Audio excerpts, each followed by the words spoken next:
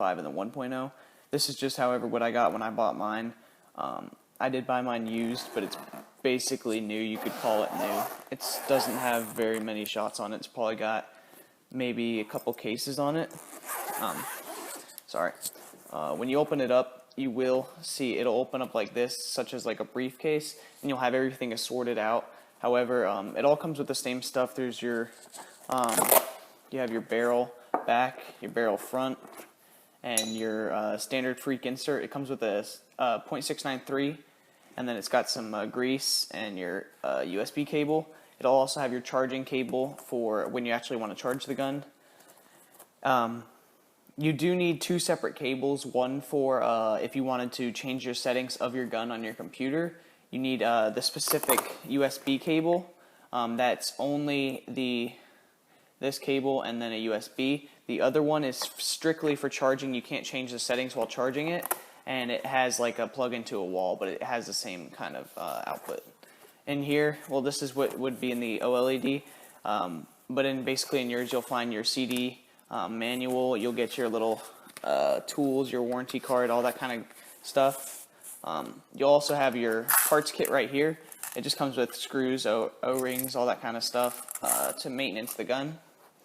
You also have your drop rail, which will be matched to the color of your gun, and it's just basically if you have a Gorilla air tank, potentially, or just an air tank that has the when you try to screw in the tank, the gauge might hit against the ASA, at which point you'll have to attach the drop rail. Basically, just unscrew the ASA, put it on, screw it back in, and you should have no problems if done properly.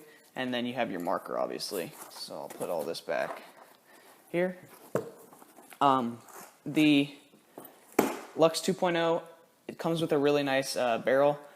The control bore isn't as long as something like a shaft 4. However, what's nice is the freak inserts are pretty cheap, so that you can change them a lot easier, versus when you get a shaft 4, if it's not drilled for freak inserts, then you have to buy like a $40 back just to get a different bore. So that is really nice about the freak barrels. The Luxe 2.0 is not autococker threaded, it is ion threaded, which is the smart parts kind of thing, or DLX. That's how they thread their guns. It's just proprietary kind of. In the 2.0, you have the standard 2.0 core.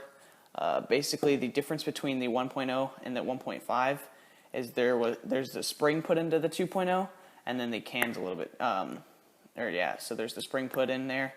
Basically, it's for the return stroke. It saves air, efficiency, and helps with first shot drop off, which was a main problem the Luxes had.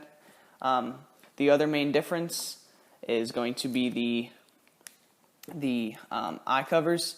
With the 1.5, you had a screw, and with the 1.0, you didn't have anything. You just had a simple magnet. With the 2.0s, you have a latch system and a magnet, so that it won't pop off very easily while you're playing. I haven't had them ever pop off into me in game. But to get them off, you see a little indent into the actual latching system. You basically, all you do is you stick your fingernail right there, and you pull it forward, and then you push on the front end of the eye cover, and you'll pop it, and then you can take your other fingernail and put it under there and remove the eye cover. The magnets are pretty strong on this, so they will snap back in pretty easily. Then you have your eye system. The eyes in the 2.0 are a little bit different from the 1.5. There's different color eye bands. I can't remember exactly.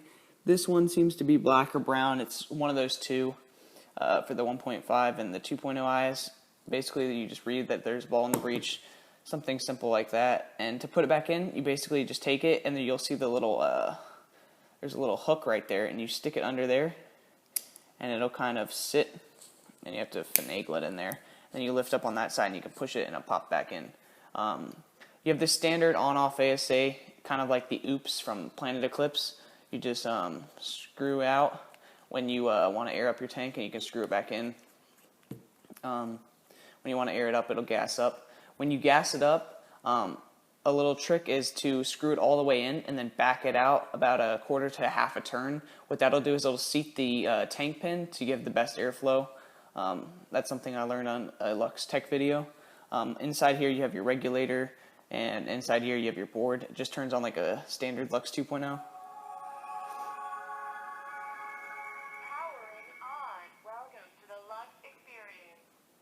Tells you your battery level. and your firing mode, and then it gives you a small little what it would sound like when you're shooting it, similar to that. And that's what it would sound like. Obviously, since it's not sensing a new ball every time that goes in there, it's a slower ROF. But if you had the eyes off, this is how fast it would actually shoot. That's how fast it would shoot if there was an actual ball in the breech. Same way, just turn it off, you just hold it off, turn it off. This is just an unboxing, this is not the entire review. I've only played with this gun once. I got it quite a while ago, I just haven't had the time to play.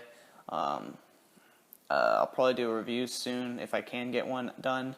It'll depend on when it'll come out, because either if I do an efficiency test with it, it's going to take longer to get the review out. I'm not sure when that'll be up. It'll really depend on the views on this video, because of I want to see what the interest is for the actual review, because if it's not something I want to do, I'm not going to spend money, buy paint, do an efficiency test, all that kind of stuff if nobody actually wants to see it.